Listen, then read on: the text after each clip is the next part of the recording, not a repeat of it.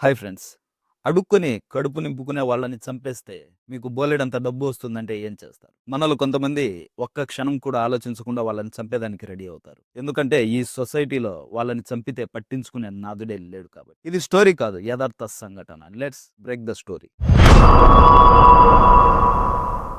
Year 1827లో స్కాట్లాండ్‌లోని ఎడిన్‌బర్గ్‌లో విలియం హరే అనే ఒక వ్యక్తి ఇంట్లో రెంట్‌కుంటున్న ఒక సామాన్య వ్యక్తి చనిపోవడంతో అతనికి వెనక ముందు తన సొంత వాళ్ళు ఎవరూ లేకపోవడంతో విలియం హరే అనే వ్యక్తే అతనికి దహన సంస్కారాలు చేయవలసి వచ్చింది. కానీ అతనికి పెట్టే డబ్బు తిరిగి రాదన్న ఉద్దేశంతో ఉన్న తనకి తన ఫ్రెండ్ సజెషన్ ఇచ్చాడు. ఏమనంటే తన బాడీని ఎడిన్బర్గ్ మెడికల్ హాస్పిటల్‌కి డొనేట్ చేయి. తను చెప్పినట్టుగానే అతను ఎడిన్బర్గ్ మెడికల్ హాస్పిటల్‌కి ఆ బాడీని డొనేట్ చేశాడు. దాంతో సంతోషపడ్డ అక్కడి ఫేమస్ అటోనామిస్ట్ రాబర్ట్ నాక్స్ అనే వ్యక్తి బోలెడంత డబ్బు అతనికి గిఫ్ట్‌గా ఇచ్చాడు. గిఫ్ట్‌తో పాటు ఒక ఫ్రీ సజెషన్, అంటే మేబీ అది సజెషన్ కాదు, ఒక ఇన్ఫర్మేషన్ లాంటిది.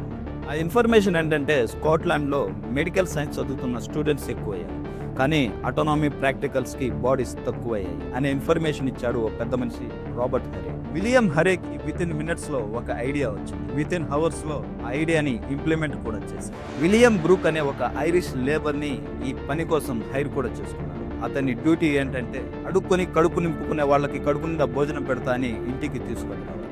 అలా ఇంటికి వచ్చిన వ్యక్తులని అతి కిరాతకంగా, దారుణంగా, ఊపిరాడుకోకుండా చంపి ఆ డెడ్ బాడీస్ని మెడికల్ కాలేజ్కి అమ్మేసేవాడు William Hare and William Brooke.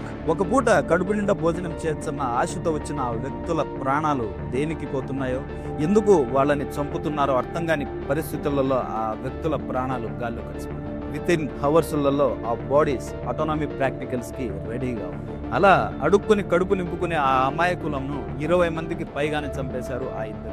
పోనీ ఒక్కడే 20 మంది డెడ్ బాడీస్ని ఎలా తెస్తున్నాడన్న విషయం మెడికల్ కాలేజ్కి తెలియదంట, తెలుసండి. కానీ వాళ్ళకి పని జరుగుతుంది కదా, మిగతా విషయాలతో మనకేం సంబంధం అనుకున్నారు ఆ మెడికల్ కాలేజ్ మేనేజ్మెంట్.